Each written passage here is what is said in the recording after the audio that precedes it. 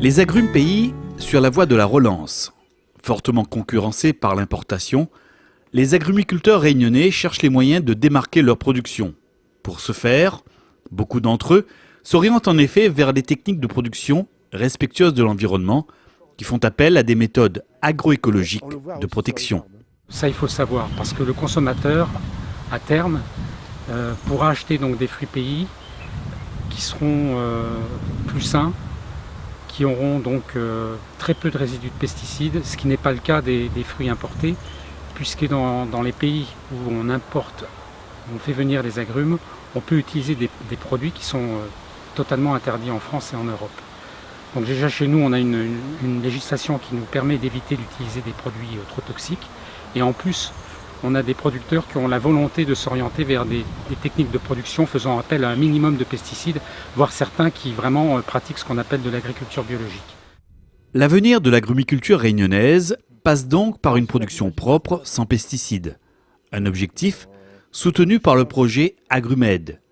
Financé par le plan Ecophyto, ce dispositif ambitieux vise à appuyer les producteurs d'agrumes pour les aider à cultiver des fruits sans pesticides ou avec le minimum de traitement phytosanitaire. Alors on essaye de manœuvrer deux leviers techniques, on va dire, pour les y aider. Donc à la fois la lutte intégrée contre les ravageurs et aussi le management des enherbements pour soutenir la lutte biologique par conservation. Donc l'idée étant vraiment de soutenir cette lutte biologique et les auxiliaires des cultures pour maîtriser les ravageurs de façon naturelle.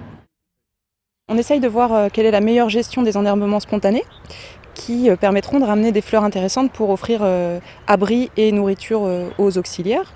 Et donc on se base sur une approche d'écologie fonctionnelle pour voir quels traits des espèces végétales peuvent favoriser la venue et le maintien des auxiliaires sur les vergers.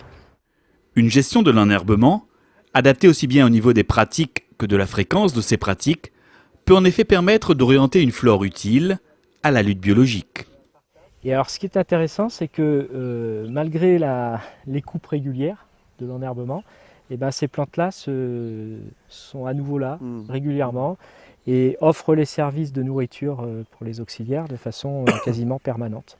Donc là, à la limite, il y aurait, si ce n'est continuer comme ça, on n'a pas d'autres conseils à apporter, quoi. Le but, c'est d'arriver que l'enherbement fasse des fleurs, fasse des graines pour que ça régénère la semence et le coup d'après, ça revient, il y en a d'autres qui repoussent. Donc il faut le laisser quand même un certain nombre de temps pour que ça se fasse, quoi. Et on essaie d'éviter de tailler tout en même temps aussi par rapport aux auxiliaires qui sont là. Donc ça leur sert de refuge si on taille tout d'un seul coup et ils se retrouvent un petit peu perdus aussi. Ils sont sans maison, donc ça c'est pas le but non plus. C'est un échange de services gagnant-gagnant. Exactement, j'ai dit, c'est un échange de bons procédés, tout simplement. Ces dispositifs peuvent être complétés par des haies, composées par exemple d'espèces endémiques de La Réunion. Par ailleurs, l'implication des producteurs dans le projet Agrumed est importante. Technicien au CIRAD, René-Claude Judith réalise régulièrement le suivi des pratiques des agrumiculteurs et les aide à prendre des décisions techniques. Des séances de travail permettent également des échanges entre les producteurs. Le dispositif Agrumed est aussi un lieu de rencontre entre les professionnels, les étudiants et leurs enseignants.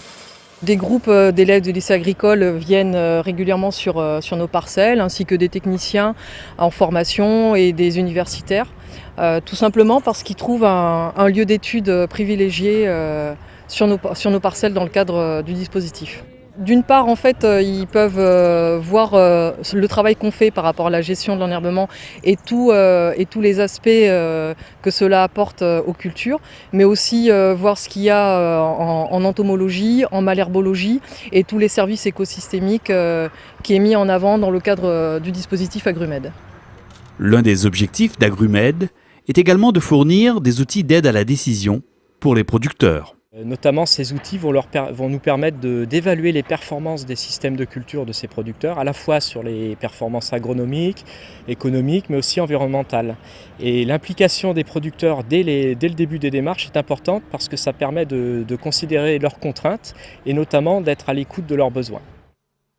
Donc l'idée après c'est de suivre quel est l'impact de ces couverts végétaux sur la présence des auxiliaires et de créer un outil d'aide à la décision, donc ça c'est le centre après de ma thèse, créer un outil d'aide à la décision qui permettrait dans un endroit donné, par rapport à la flore spontanée existante, de préconiser la meilleure méthode de coupe ou de gestion de l'enherbement qui permettrait de faire venir les plantes favorables aux auxiliaires localement et essayer de donc limiter et les herbicides et les pesticides. Des herbicides, René-Claude Barré, lui, ne veut plus en entendre parler sur sa parcelle d'agrumes. Jusqu'à présent, c'était que du chimique. Donc, j'ai essayé d'éviter trop d'enherbement. Et depuis un moment, ça mûrit dans la tête.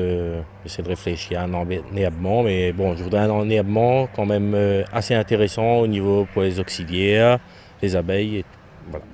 Après avoir procédé à l'épierrage de son terrain, il fait appel au chercheur du CIRAD pour le conseiller sur la meilleure manière d'installer une couverture végétale dans son verger. Oui, trouver des plantes, je dirais hautes pour les auxiliaires, qui peuvent s'adapter à cette altitude, c'est vrai qu'on est assez bas. Et puis, une couverture de sol, ça fait joli aussi. D'accord. C'est une question esthétique aussi en même temps. Donc allier l'esthétique et le côté utile, pratique pour les arbres aussi. Quand même. Ce serait génial. C'est ce qu'il faudrait, quoi. Et après, le temps nous dira qu'est-ce qui est mieux adapté, qu'est-ce qui marche mieux. Mais c'est vrai que revenir au chimique, pour l'instant, ça ne m'a même pas traversé l'esprit. Produire propre et plus sainement, comme beaucoup d'autres cultivateurs, René-Claude Barré fait le choix d'une agriculture respectueuse de l'environnement. Une démarche qui traduit la dynamique de la transition agroécologique de notre île. Aujourd'hui, tous les producteurs d'agrumes réunionnais sont dans une dynamique de réduction des engrais et des pesticides de synthèse, mais à différents niveaux et en utilisant différentes techniques alternatives. Et cette diversité est reliée notamment à leur stratégie d'exploitation, c'est-à-dire quelle est la place des agrumes dans leurs revenus, donc est-ce qu'ils peuvent prendre des risques sur cette culture, mais aussi quels sont les objectifs environnementaux qu'ils se sont fixés, soit eux-mêmes, soit qu'on leur impose, et puis est-ce qu'ils peuvent valoriser économiquement ces bonnes pratiques agricoles. Il apparaît vraiment très important de prendre en compte la stratégie d'exploitation de l'agriculteur pour accompagner sa transition agroécologique. Certifié en agriculture raisonnée, Luguiebo a développé depuis quelques années la vente directe sur son exploitation. Il accueille ainsi régulièrement des consommateurs dans son verger d'agrumes de Petite-Île. Ils savent ce qu'ils mangent. Donc on a aussi le temps d'expliquer c'est quoi notre pratique. Et c'est pour ça aussi que beaucoup de consommateurs viennent sur place. Ils sont émerveillés par le site, par les fruits eux-mêmes, par la quantité, par tout ça. Donc les gens demandent à revenir, quoi. Un prix raisonnable. Tout à fait, tout à fait. C'est-à-dire qu'on ne verra pas ce prix-là en grande surface. Et donc là, ils cueillent la quantité de citrons qu'ils veulent et ils repartent avec. C'est à leur choix, c'est eux qui cueillent leurs fruits et c'est que du bonheur.